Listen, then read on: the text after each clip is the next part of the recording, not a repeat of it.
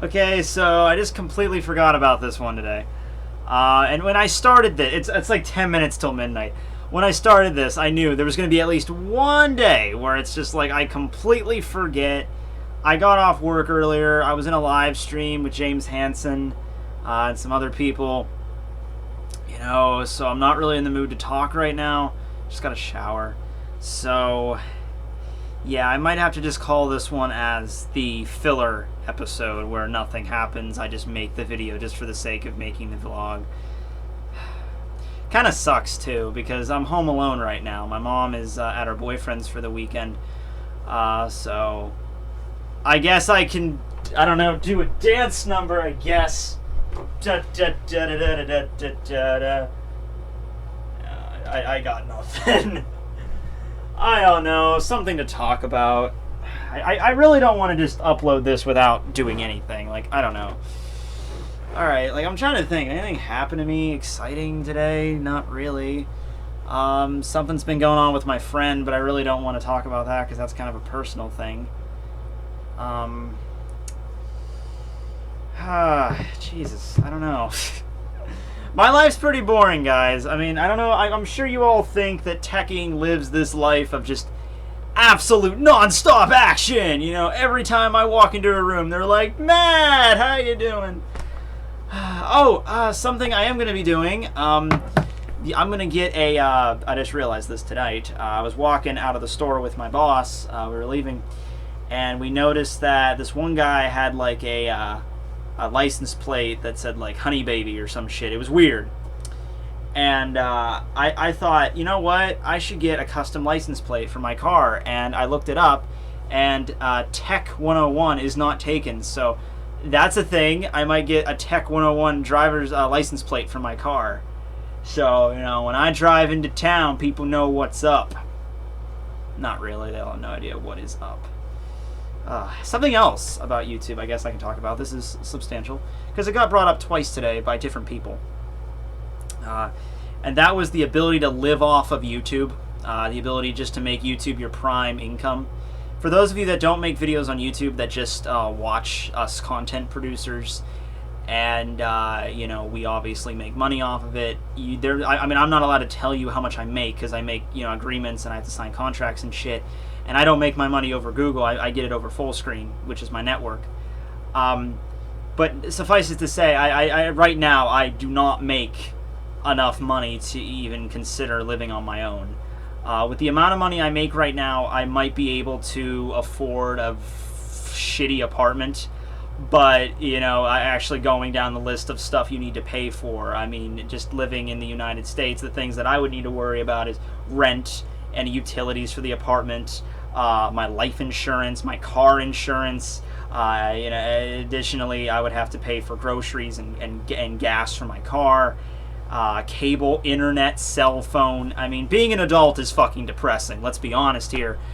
And somebody told me, like, I was like, so, how much would you need to live off of? And I'm basically, I ran the numbers, and I'm like, before I even hit 100,000 subs, because you don't make money based on subs, you make it on views, but just going by other YouTubers I've watched over the years and seen their videos, and I've listened to them, and, them talking about, their living conditions on the money. There was a guy I knew, he had 60,000 subs. I didn't know him, but I watched his videos. He had around 60, 70,000 subs, and even he said living off of it is kind of difficult sometimes, especially with taxes. The IRS bites you in the ass with taxes when you're self-employed because you got to calculate all that shit yourself, and it's a pain.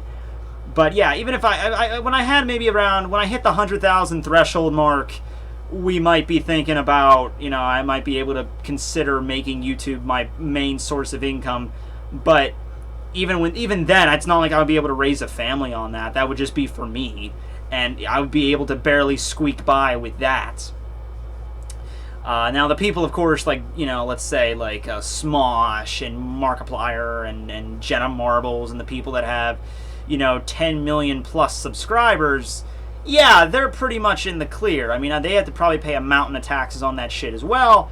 But at the end of the day, they can basically make a net gain with all the fans they have, all the views they get. Yeah, so, I mean, do I have any aspirations of making it that big? Absolutely not. My goal right now is 100K. I want to hit 100K and get that. They give you a silver medal thingy, like a plaque to put on your wall. It's like of the YouTube play button, but it's silver. And then you put it on your wall, 100,000 subscribers. Now, when you hit 1 million, they send you like a big golden plaque play button. But I'm not going to hit 1 million because, you know, I'm talking about anime here. I'm going to hit a cap at some point. Even Misty Cronexia, who's like the most popular anime reviewer right now. Well, I'm not really, I guess I don't know if he does reviews. I don't think he does. Just most popular guy on YouTube that talks about anime. Let's do that. I don't even think he has 1 million yet, although he probably will hit 1 million. He has 600K. So that's like the cap right now. And with 600K, yeah, he's probably, you know, making enough to live off of there, but you know, once you hit 10 million plus, you're pretty much there. That's at your point. Like PewDiePie and shit. But yeah, if you have any aspirations, I guess I should say, about I'm just going to make videos about whatever and I'm going to make it big on YouTube. Look, man, even if I've been doing this for 4 years, actually I've been doing this for 6 years, shit. But I've been doing the anime shit for 4 years, which has been the most popular thing I've done. And I've been successful. I mean, 27,000. I mean, that's a good number. I'm happy with that number. I really am. You know, so I would say I have been successful, but even with this number, I mean, it's not like something that I can really just say, like, I'm making so much money. I'm making more than I am at my part-time job, but that's not really saying much. Yeah, I mean, it's nice to know that if I ever have to move away, or if I ever have to do any situation where I have to leave my job, my part-time job, at least I'll have some source of income. It won't be a lot, but it'll be something that I could have coming in. You know, because I don't want to be the kind of guy that has to grovel at his parents. You know, I need money this month, Mom. Sorry, just called to say I love you. But yeah, that's some discussions about that.